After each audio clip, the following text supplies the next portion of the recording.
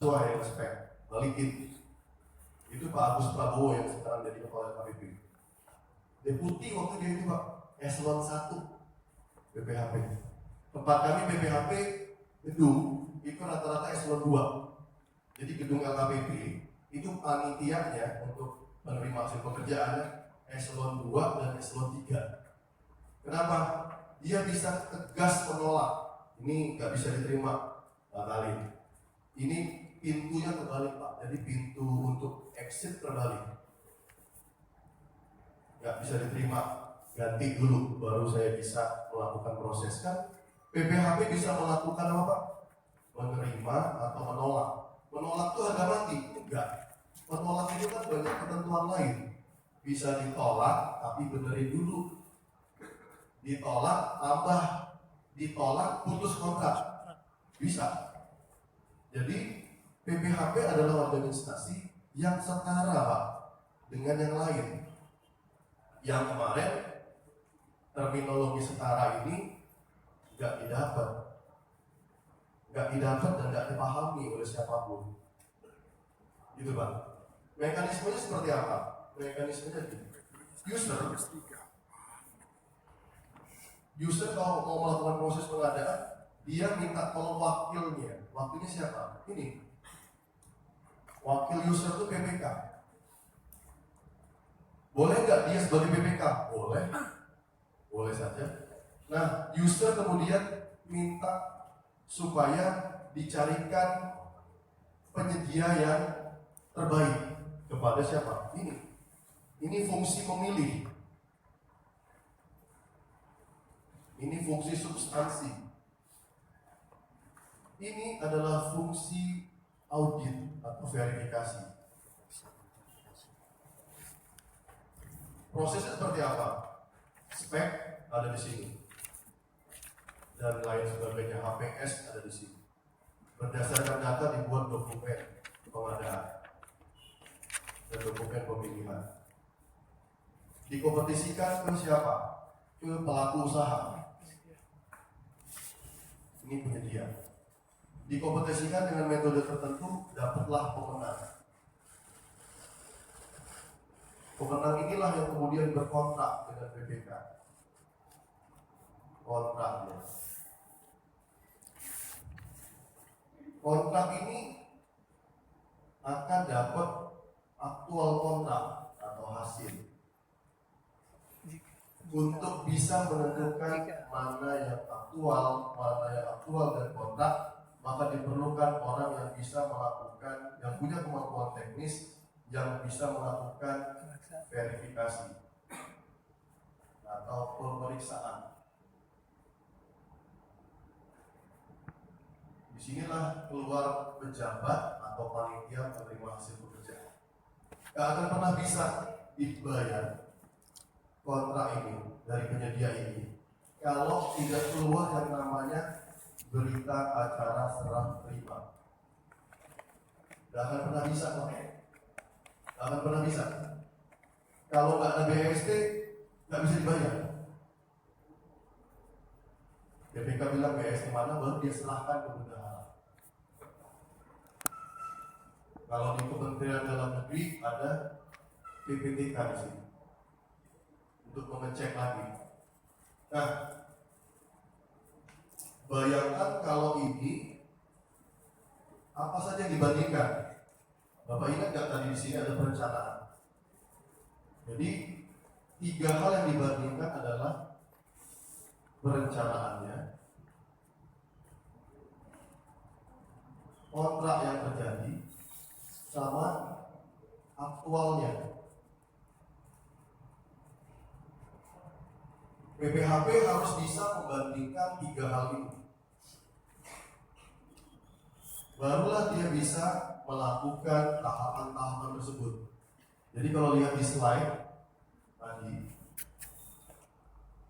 di sini, PPHP harus bisa melakukan 3 hal ini. Nah, di dalam prosesnya nanti dia akan melakukan pertama persiapan, cek semua nih dokumen-dokumen kontrak, dokumen perencanaan, dicek semua sama dia. Baru kemudian cek beneran pelaksanaan, baru kemudian buat berita acara serah terima. Ini secara umum, nanti kita detailkan di teknisnya. Lanjut di sini ya Bapak Ibu ya, kita udah dapat organisasi, belum nyampe kita ke sana, kita masih ngomongin organisasi. Setelah itu kebijakannya selesai, anggaran selesai, identifikasi kebutuhan selesai, barulah dibuat kerangka acuan kerja. Ini adalah dokumen yang paling penting yang harus dipahami oleh PPHP. Repot banget di PPHP Pak. Ya, benar Pak. Tahu semua? Iya Pak. Jadi kita bicara kompetensi nih, saya bicaranya kompetensi PPHP. Barulah kemudian di dalam RUP dibuat yang namanya pengumuman. Pengumumannya di Siro. Baru poin pertama, baru persiapan RUP. Yang kedua, persiapan pemilihan. Nih di sini, ini perlu dipersiapkan juga. Buatlah dokumen-dokumen di sini. Siapa yang bertanggung jawab? Kalau di RUP yang bertanggung jawab adalah PA KPA. Kalau di sini yang bertanggung jawab ULP. Baru kemudian buatlah untuk persiapan pelaksanaan. Apa yang disiapin? Ini ranahnya PPK. Dia harus nyiapin HPS, nyiapin spek teknis, nyiapin syarat-syarat umum kontrak, nyiapin syarat-syarat khusus kontrak. Semua yang saya tulis ini adalah dokumen yang harus dipahami oleh PPHP. Harus Pak. Dokumen yang harus dipahami oleh PPHP. Sampai banget sebenarnya. Apa tuh satu? Itu Pak, ini saya baru ngomongin persiapan. Pemilihan. Pemilihan kalau menurut Perpres ada yang namanya tendering. Jadi guru ada RTP lah, ini Ada yang nggak namanya tahu. kompetisi untuk elektronik. Tendering itu ada ELA atau e-seleksi. Ini ranahnya kerja ULP. Purchasing pakai katalog.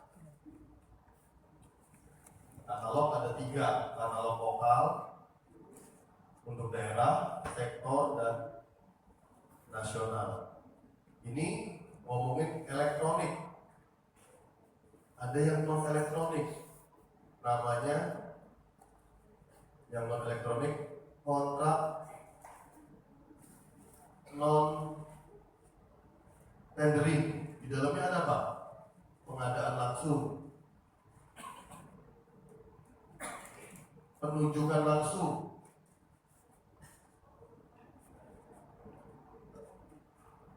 kontes, sayembara, swap. Jadi ada ini 1, ada ini 2, ada satu lagi ini. Jadi kontrak non tendering. Inilah proses pemilihannya. Proses pemilihan. Ini proses persiapan, ini pemilihan. Di sini PIC-nya siapa? PIC ada 3. 1 PPK, 2 pejabat pengadaan, 3 pejabat tertentu yang ditunjuk oleh pimpinan institusi. Lalu kemudian saya mau cepetin ke sini soalnya. Di sini yang namanya e-kontrak. Nah, kalau di sistem ini terintegrasi Pak. Sirup, tendering, purchasing, ini semua satu di dalam sistem. Gak bisa tender kalau gak ada sirupnya. Gak ada bisa purchasing kalau gak ada sirupnya. Di sini nanti akan kontak dengan kontrak. Gitu. Kita di mana? Kita di sini. Ada yang namanya pelaksanaan kontrak, ada yang namanya bayangin serah terima.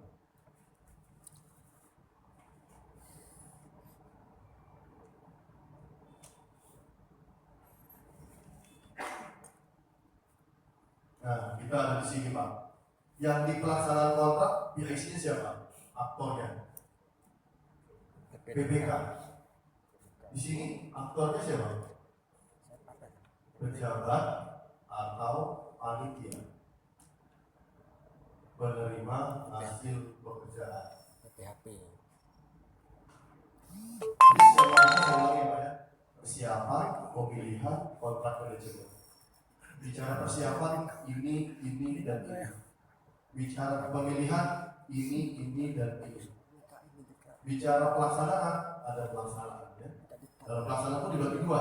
Ada pelaksanaan sama pemeliharaan. Ada serah terima pekerjaan. Bapak Ibu di ruangan ini tugasnya di mana? Di ujung sana. Tapi kalau yang di ujung sana bilang tidak, maka selesai proses pengadaan. Kontrak tidak bisa ditutup. Kontrak nggak bisa ditutup, Pak. Yang selama ini terjadi, ya kalau BPK bilangnya tolong tanda tangan, ya Pak. Terus nelfon BPK misalnya. Itu tolong tanda tangan ya. Oh iya Pak. Dilihat pun enggak Pak. Jadi kalau istilah saya, kalau BPK bilang barangnya sudah saya sampaikan ke user, sudah dikasih ke sini Pak, barangnya Pak. Buktinya apa? Nih, saya punya tanda terimanya. Udah, kamu tanda tangan aja, berita acaranya, supaya bisa dibayar nih. Kira-kira Bapak sebagai PPHP mau tanda tangan ya? Hah? Tanda tangan nggak kira-kira? Mau. Jangan pernah mau Pak. Emang barangnya beneran dikasih? Belum tentu Pak. Kasus-kasus yang terjadi di beberapa kementerian, terutama yang organisasinya ada di daerah, jadi instansi vertikal di daerah, pengadaannya di pusat. Misalnya pengadaan komputer di DCP, Direktorat Jenderal Pajak. Saya dulu orang pajak. Bapak Ibu kalau mengikuti kasus itu kena semua. Kenapa? Barangnya itu sudah dikirim Pak. Barangnya sudah dikirim ke seluruh Indonesia, katanya sudah dikirim. Terus PPHP-nya ada tanda tangan. Waktu ditanya di pengadilan, oh tanda tangan. Barangnya ada Pak, tapi tidak dikirim Pak. Dan tidak terima. Tanda terima dari mana? Tanda terima dari user yang sudah menerima bahwa barang itu. Kalau itu untuk apa PPHP dong kalau begitu? Kalau usernya, PPHP dibuat oleh siapa? Ini user. Ini PPHP. Mari kita buka Perpres. Saya buka Perpres.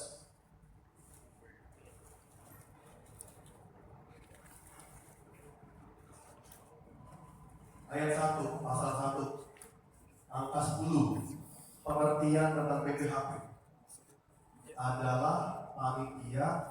Kalau banyak itu panitia namanya Pak. Kalau seorang pejabat yang ditetapkan oleh PAKPA, ini PAKPA yang menetapkan. Tugasnya apa? Memeriksa dan menerima hasil pekerjaan. Memeriksa Pak. Memeriksa, bukan menerima tanda terima. Jadi memeriksa, cek dulu barang itu ada nggak? Gitu ya Pak. Dari pengertiannya udah jelas. Yang namanya pemeriksa, misalnya Bapak kalau diperiksa sama auditor kira-kira pakai nggak? Dipanggil oleh polisi, ngeper nggak Pak? Ngeper Pak. Saya baru dipanggil sama Barreskrim, walaupun nggak salah. Cuma jadi saksi Pak. Seharian Pak saya dipanggil. Lemas lah. Dari pagi sampai jam 5 saya pagi, cuma disuruh duduk doang. Di sebelah saya ada penyedia yang dimarahin nggak bisa-bisa. Kamu ini, kamu beli tatalan ini. Saya di sebelahnya kan, ruangnya sempit pak, maksud ini. Ini saya dimarahin nggak ya dia. Jadi, lupa pak. Nah itu tugas itu, memeriksa dan menerima hasil pekerjaan. Kalau bapak nggak menerima, kontrak nggak ditutup. Saya pernah jadi PPHP. Waktu itu PPHP atas konsultansi pak. Saya jadi PPHP-nya, kebetulan saya usernya juga. Lalu kemudian pas di sebelah usernya sebenarnya, tapi saya tahu isinya. Konsultannya bikin laporannya itu nggak sesuai dengan praktiknya.